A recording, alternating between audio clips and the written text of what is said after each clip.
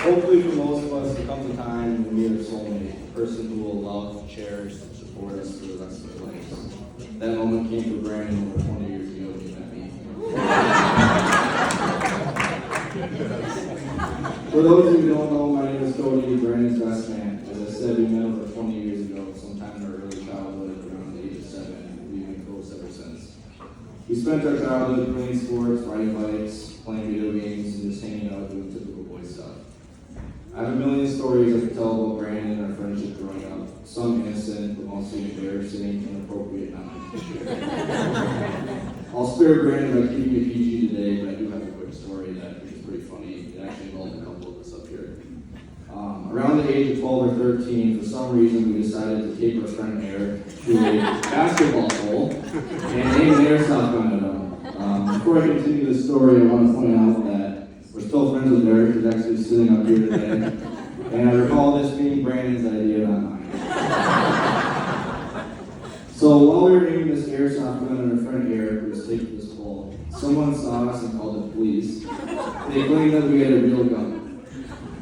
As you can imagine, the cops were not thrilled when they arrived. They immediately asked what the gun was, and Brandon admitted to having it. They immediately asked where the gun was, and Brandon admitted to having it. It was pretty intense considering the police had their hands on their guns ready to draw them. And when asked not to move, Brandon took the gun from his jacket and tossed it on the ground. I could have died. He could have died. Maybe not. They gave Brandon an earful and lectured him on listening and following directions. Thankfully, nobody got injured or in too much trouble. I don't know that Brandon is a better listener since that day. I also want to point out during this entire situation that the cops were there, Eric was still taking this photo. Wondering if we were ever going to let him go. On a serious note, I've been fortunate to call Brandon a friend. He's always shown me nothing but kindness, loyalty, encouragement, and honesty, besides on the golf course. He is someone I can always count on and trust. He's been a brother to me, and I cherish that friendship with the highest regard. I was relieved when Brandon chose Brittany to be his wife because I knew that she was someone that would love and treat him with respect, something that Brandon always does for everyone else. Our group of friends sometimes joke that Brandon is the grandpa of our group. He wakes up way too early, spends most of his time golfing, drinking coffee, and watering his lawn. I sometimes say that Brittany is kind of like the fun that Brandon's boring, keeping him young.